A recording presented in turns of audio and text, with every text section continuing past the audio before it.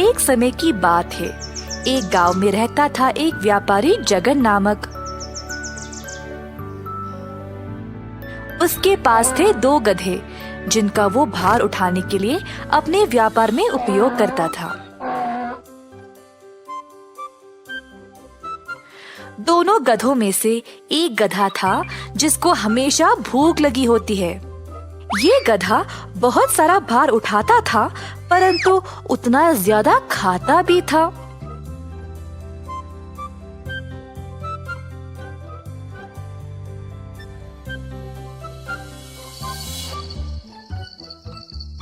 शाम को इस गधे को बहुत कुछ खिलाना पड़ता था, नहीं तो गधा चुप नहीं रहता।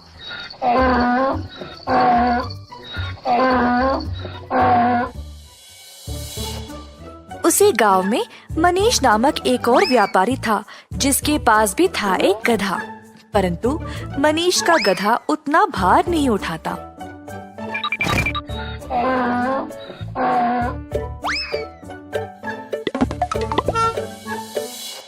एक दिन दोनों व्यापारी एक पेड़ के पास एक दूसरे से टकरा गए। जगन भाई, तुम भाग्यशाली हो, तुम्हारा गधा कितना सारा भार उठाता है।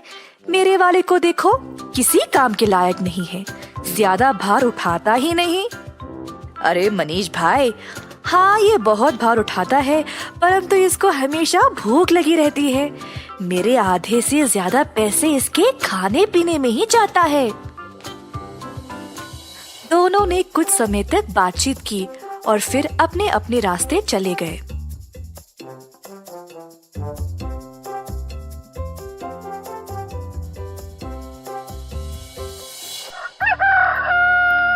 एक दिन जगन और उसकी पत्नी भूखे गधे के बारे में बात कर रहे थे। राधा, इस गधे को पालना अब कठिन हो रहा है। इसके कारण मुझे बहुत नुकसान झेलना पड़ रहा है। सही बात। एक काम करते हैं, तुम्हारे दोस्त मनीष को ये गधा पसंद है ना? मनीष को ये गधा बेच देंगे, समस्या ही हल हो जाएगी।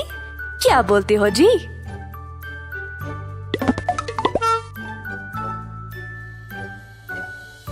जगन अपना गधा मनीष के पास ले गया। मेरे दोस्त, तुम हमेशा परेशान रहते हो ना कि तुम्हारा गधा काम नहीं करता है। मैं तुम्हारी सहायता करूंगा। मेरे पास एक और गधा है, तुम इसको ले लो। ये वही भूखा गधा है ना? अगर ऐसा है तो मैं इसकी देखभाल नहीं कर सकता।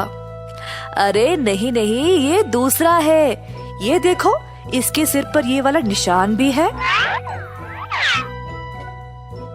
मनीष ने पूरी तरह गधे को जांचा और फिर जगन को गधे के पैसे दे दिए। अगले दिन मनीष ने अपने नए गधे पर भार चढ़ाया और चलने को कहा, परंतु ये गधा थोड़ा सा भी नहीं हिला। मनीष ने उसको पीछे से ढकेलने की कोशिश की। बहुत समय तक प्रयत्न किया, पर गधा हिला ही नहीं। बस गधा चिड़चिड़ा होकर मनीष को लाते मारे। ओफो, ये गधा सुनता ही नहीं। लगता है जगन ने मुझसे झूठ कहकर वो भूखे गधे को बेच दिया है। मनीष को शक हुआ और उसने गधे के सिर पर उस निशान को छुआ। हाथ लगाते ही निशान पूरा मिट गया। हाँ, जगन ने मुझे धोखा दिया है। मुझे पता है अब इससे काम कैसे कराऊं। मनीष ने एक मकाई भुट्टा लिया और उसे एक छड़ी से बांध दिया। अब छड़ी को गधे के पीठ से बांध दिया, जिससे मकाई भुट्टा गधे के मुंह के सामने लटकने लगा। गधे ने मकाई देखा और उसको खाने की कोशिश में आगे चलने लगा। इसी तरह गधा खाने की कोशिश में आगे चलता रहा, भार पीठ पे लिए।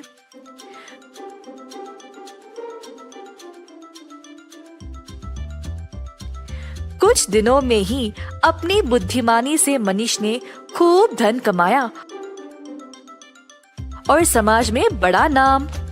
जब जगन ने मनीष को देखा तो वह उससे ईर्ष्या करने लगा और खुद से खफा था कि ये विचार उसने पहले क्यों नहीं सोचा।